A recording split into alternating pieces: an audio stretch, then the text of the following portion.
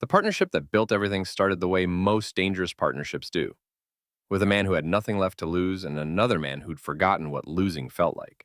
Marcus Webb had spent the better part of 3 months running on borrowed momentum. The real estate deal had closed well. Better than well, if he was being honest. And on paper, his trajectory looked exactly like the kind of thing he used to read about in the profiles of people he wanted to become. But momentum borrowed from someone else's credibility has a specific texture when it starts to thin. And Marcus had been feeling that thinning for weeks. Calls were shorter, emails took longer to return. The investors who'd been warm when Raymond's name was still attached to his were now cordial, in the way that people are cordial when they're keeping their options open, not hostile, not closed, just waiting to see what he was, now that the scaffolding had come down. He'd been running the numbers on his next move, rotating through 3 different acquisition targets, and none of them had the clean geometry of the Tillman deal. He needed something bigger. He just hadn't expected it to walk through the door wearing a different name. The man's name was Cole Drayden, and Marcus had met him once before. Briefly, the kind of meeting you file away without knowing why. It had been at a capital markets dinner Raymond hosted 2 winters earlier, and Cole had been the one person in the room who didn't seem to need the room. He was 34, which made him 5 years older than Marcus, but the gap felt larger in some ways and smaller in others. He'd come up through distressed debt, the kind of work that requires you to look at a failing company the way a mechanic looks at a wrecked car, not with sympathy but with precision. He knew how to find the part of the machine that still had value and extract it before everything else seized. He'd made real money doing it, lost some of it in a fund that unwound badly, and rebuilt faster than most people managed. He called Marcus on a Thursday morning with a specific kind of ease in his voice. The ease of someone who has already decided the answer is yes and is calling to let you catch up. The deal Cole had in mind was a distressed acquisition, a mid-sized logistics and warehousing company called Hargrove Industrial that had been mismanaged through a leadership transition and was now sitting on a debt load it couldn't service. The bones of the company were good.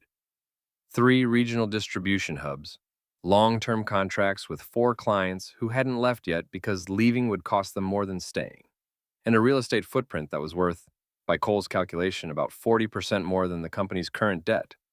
The play was structured around buying the debt at a discount, converting it to equity through a pre-packaged restructuring, and then either operating the company back to profitability or selling the real estate assets in tranches while the operations ran as a going concern.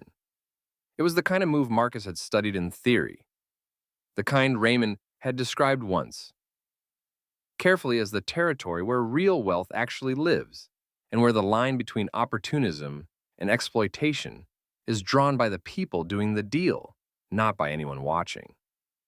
Cole laid it out in 20 minutes. Marcus asked 4 questions. Cole answered 3 of them and said the 4th one didn't matter yet. Marcus went home that night and ran the numbers himself, not because he doubted Cole's math.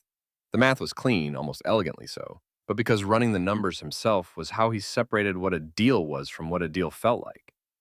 There's a particular danger in meetings with people who are smarter and faster than you in a specific domain. The velocity of their thinking can carry you past the questions you should have stopped to ask.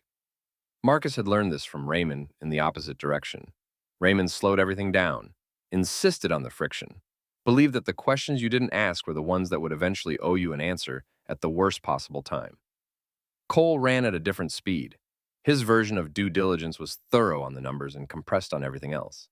And what Marcus noticed, working alone with his spreadsheets at 2 in the morning, was that the deal's structure left very little cushion for the people at Hargrove Industrial who were still employed, still drawing salaries, still assuming the company would find its way through. That wasn't necessarily a reason not to do it, but Marcus sat with it, the way you sit with a sound you're not sure you actually heard. He met Cole again 2 days later, this time at a bar Cole liked in the financial district. Dark wood, low light, the kind of place designed to make conversations feel private.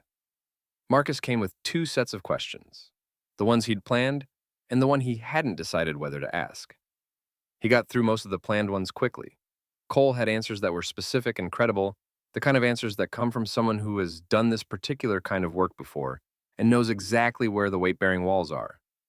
But when Marcus brought up the workforce, the 400 employees at Hargrove's 3 facilities, Cole's answer was precise in a way that was also unmistakably a boundary. He said the workforce question was a function of the operating plan, and the operating plan was a function of what the debt restructuring looked like. And until they were inside the deal, none of those decisions were real. Which was technically true, and which was also, Marcus recognized, a way of not answering.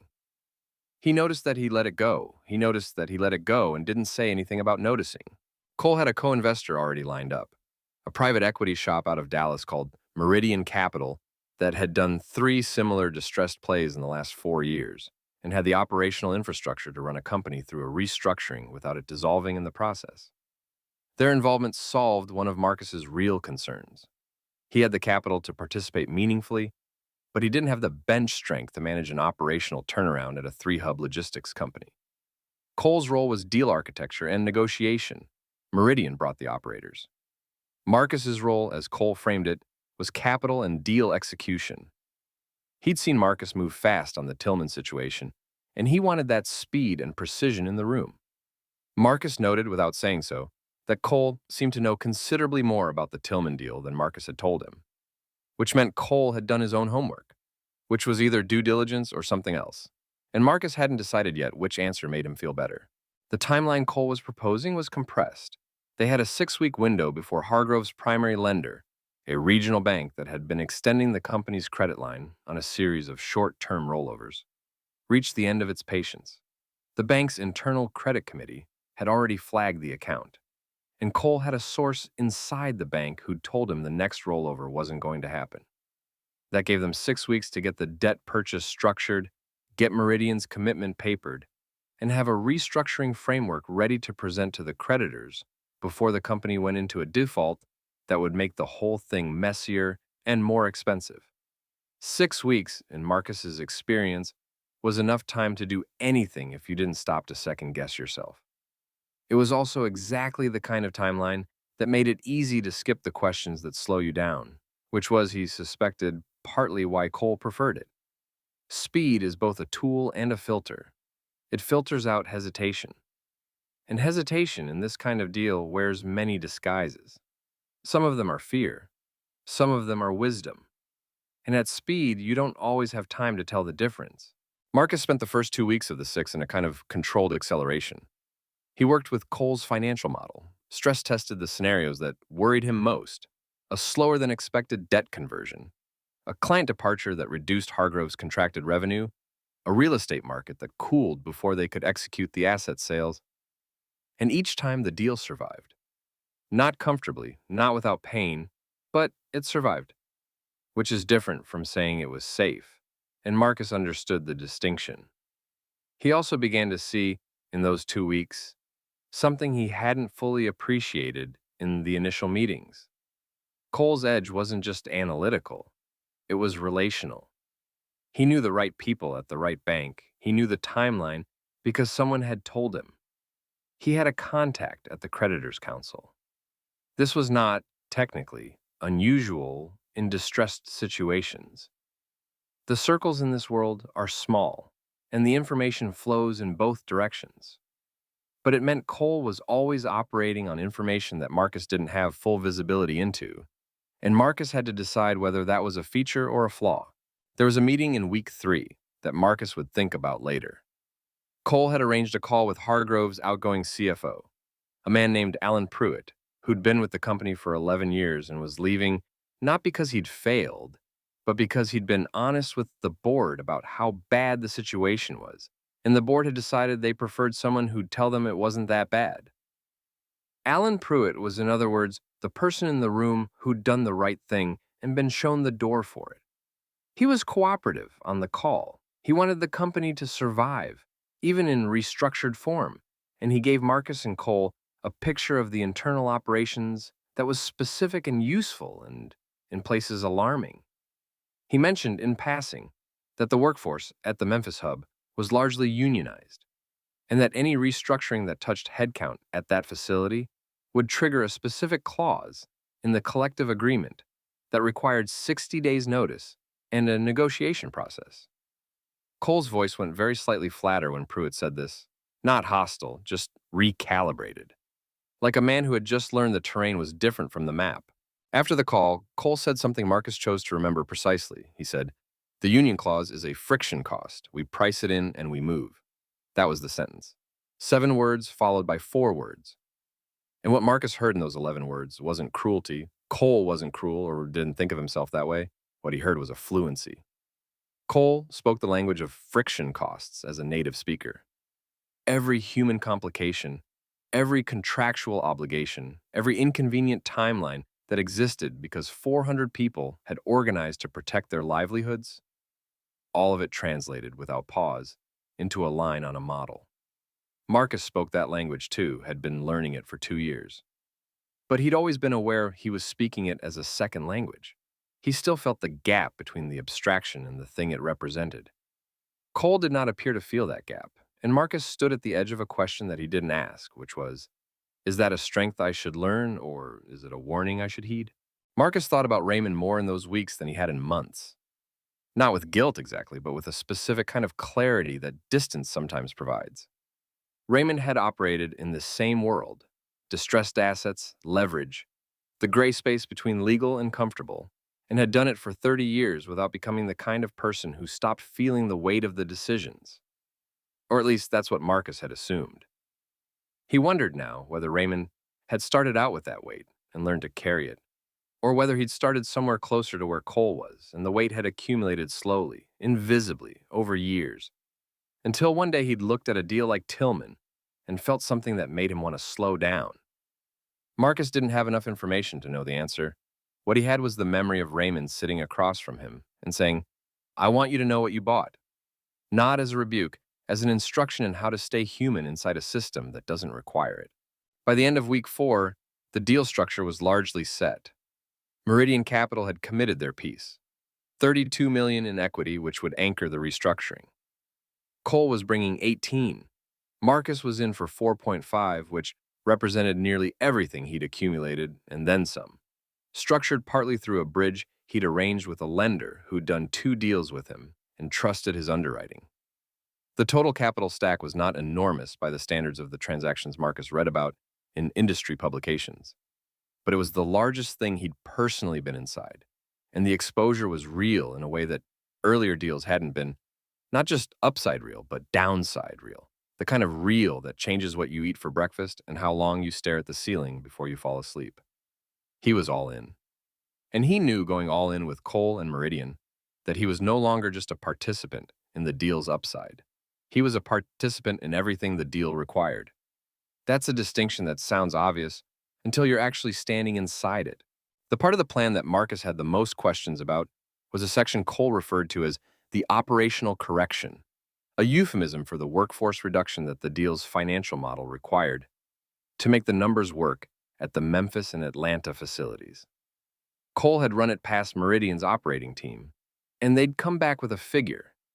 The deal was viable, with a workforce at those 2 hubs running at 65% of current headcount, which meant a reduction of somewhere between 200 and 240 people. The union clause that Alan Pruitt had mentioned would slow the process. But Cole had already spoken with Labor Council, and the conclusion was that the restructuring framework provided a mechanism to renegotiate the collective agreement as part of the bankruptcy process, which meant the 60-day notice period could be compressed. It was legal. Marcus had read the memo. It was legal in the way that a lot of things are legal, because the law was written at a different moment, for a different situation, and the people it was meant to protect didn't have the resources to fight the mechanism being used against it. Legal and right are not the same sentence, and Marcus knew that. He wrote the figure, 240, on a piece of paper, and then folded it and put it in his jacket pocket and didn't take it out again. He didn't withdraw. That's the honest accounting of what happened next. He went back to his desk, he worked the model, he answered the emails, he signed the co-investment agreement that Cole's lawyers had prepared. Each individual step was rational, defensible, the kind of thing a competent investor does when a deal is structured and the capital is committed. But the cumulative effect of all those rational steps was that Marcus Webb was now, without having made a single dramatic decision, the co-owner of a plan that would displace 240 people from their jobs at facilities in 2 cities, people who had mortgages and children in school and mothers in care facilities, To use a phrase that hit him differently now than it used to. He had not decided to do this the way you decide to turn left or right. He had decided it the way you decide most things in adult life. Incrementally, with each step feeling smaller than the whole, until you look up and you're somewhere you didn't plan to be, and every road back runs through everything you've already done. Cole had a phrase he used when deals got complicated. He said, "The market doesn't care about the story." By which he meant, the numbers are the numbers, the structure is the structure, and the emotional narratives people construct around economic events are beside the point. Not because they aren't real, but because the market operates independently of whether you feel good about what it's doing. Marcus had heard this principle before, in different forms. It's not wrong, exactly. Markets do operate that way. But there's a difference between understanding that as a descriptive truth and using it as a permission structure, as a way of telling yourself that because the market doesn't care, you don't have to either. Marcus was beginning to understand that Cole lived entirely in the second reading, and that Cole was very good at making the second reading feel like sophisticated thinking rather than what it actually was, which was a moral bypass with a financial vocabulary. That's not an accusation, it's a description. And the description applies to a lot of very successful people, which is part of what makes it so difficult to name when you're sitting across the table from one.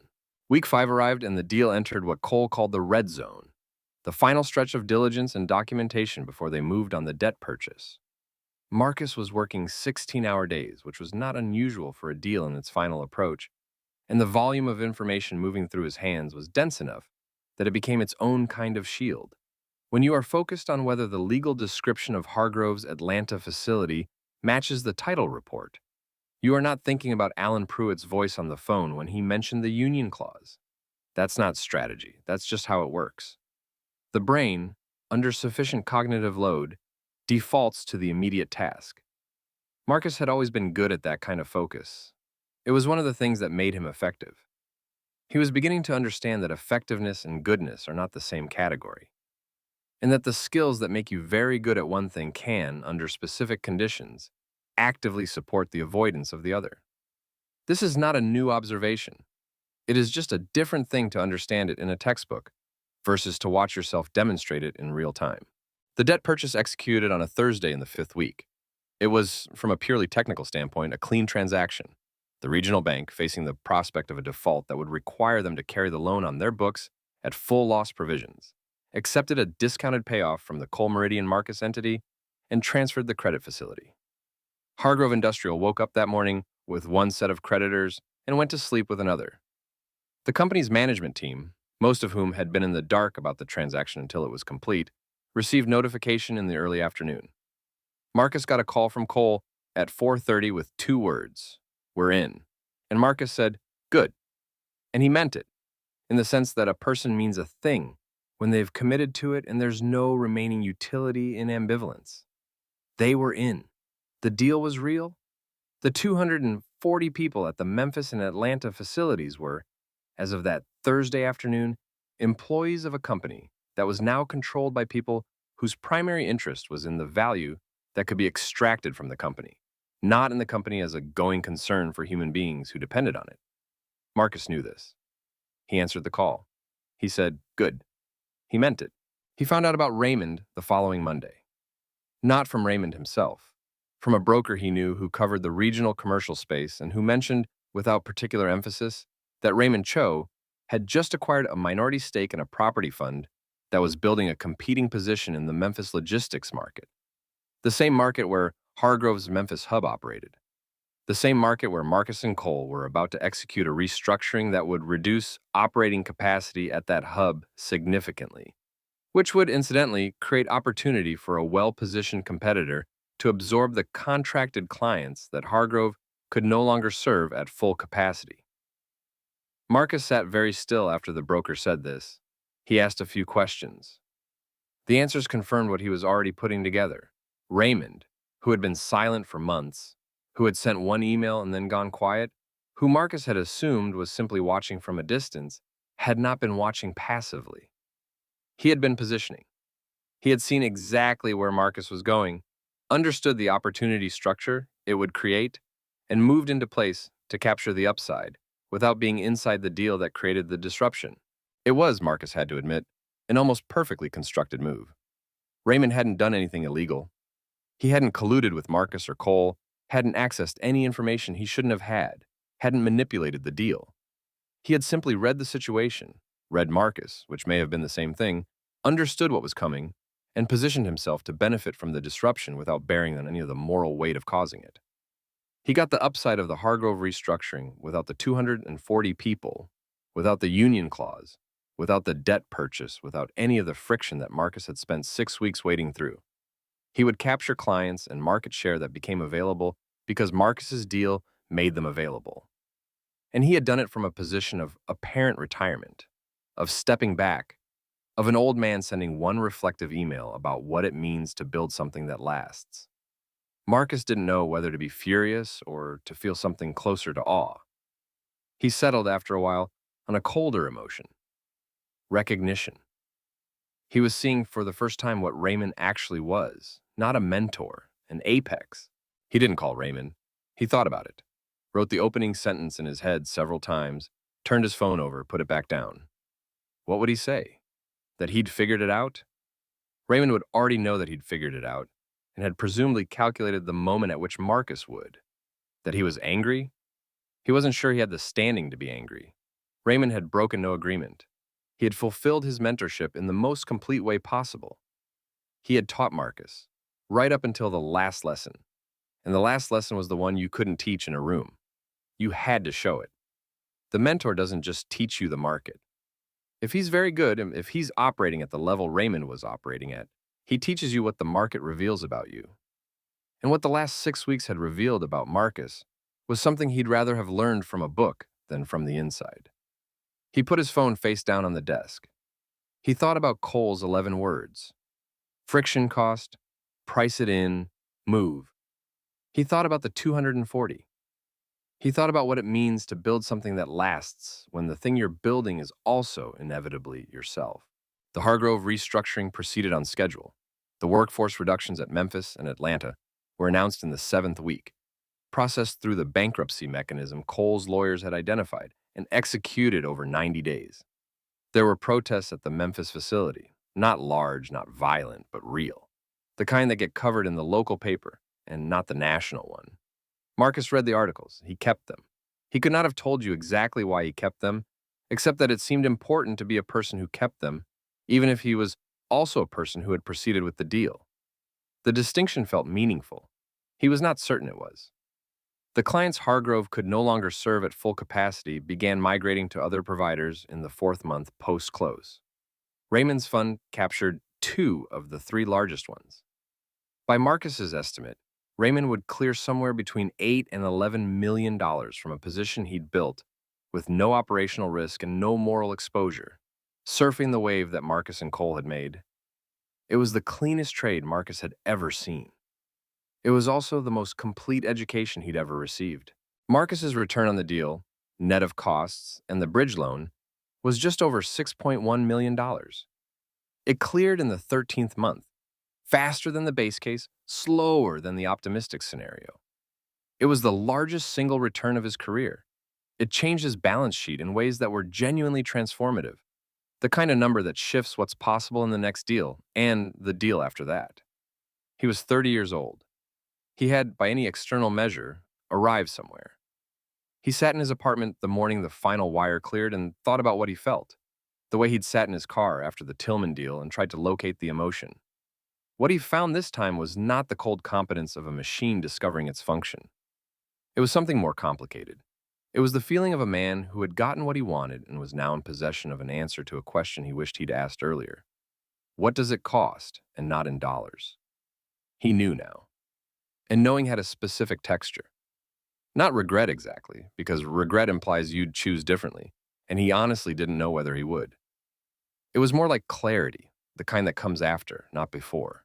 The lesson Marcus carried out of the Hargrove deal, the one that sat at the bottom of everything else, was not about deal structure or leverage or the mechanics of a distressed acquisition. Those he'd understood before he walked in. What he'd learned, in the way you learn things that actually change how you operate, was something about the architecture of ambition without friction. Cole was not a villain. He was a system A very efficient, very coherent system that had determined, at some point, that friction costs should always be priced in and never grieved over, and that the people on the other side of the ledger were variables rather than constants. The system worked. The system produced returns. And the system was also, Marcus now understood, a destination, not just a strategy. Once you operate that way long enough, you don't decide to stop caring about the friction. You simply stop being aware that it's there. And then you are a different kind of machine than the one you thought you were building. Marcus had spent 2 years trying to figure out what kind of operator he wanted to become. He now had much better data. The question was what he planned to do with it. Raymond sent a second email 3 weeks after the Hargrove deal closed. It was shorter than the first. It said, "You moved well. I watched." That was the entire email. No question at the end, no lesson appended. Just those 4 words, which were simultaneously a compliment and an acknowledgement and a statement of position. Because "I watched" is not a passive sentence. It means I was there. It means I saw the whole thing. It means you knew I might be watching and you proceeded. Marcus read it 4 times. He thought about replying. He thought about what reply would accurately represent what he now understood, which was that Raymond had taught him everything worth knowing and had done it on Raymond's terms and for Raymond's purposes, and that the line between mentorship and cultivation is not always visible until you're standing on the other side of it. He thought about all of that. And then he replied, "I know." 2 words. He sent it, closed the laptop, and went to find something to eat. Some conversations are over before the reply arrives. This one had been over for a long time, and they were just finishing the paperwork. There is a version of this story where Marcus is the cautionary tale, the young man who traded his moral compass for a balance sheet and lost something he couldn't price. There is another version where he's the protagonist who made necessary compromises in a system that offers limited alternatives and who, unlike a lot of people in that system, at least knew what he was doing and kept the newspaper articles. The truth is probably not in either version cleanly. Most people who end up in the gray space between those 2 stories don't make a single dramatic choice. They make 100 small ones, each defensible on its own terms. And the cumulative effect of those choices is who they become. Marcus Webb, at 30, had made his 100 small choices. He had $6.1 million, a clearer understanding of Raymond Cho than he'd had at 28, and a set of questions about himself that money couldn't answer, and ambition wouldn't let him stop asking. Whether that's a tragedy or a beginning depends entirely on what he does next. And what he does next, that's a different story. But it starts, the way all of them do, with a choice that looks smaller than it is. Marcus kept those newspaper articles. Would you have?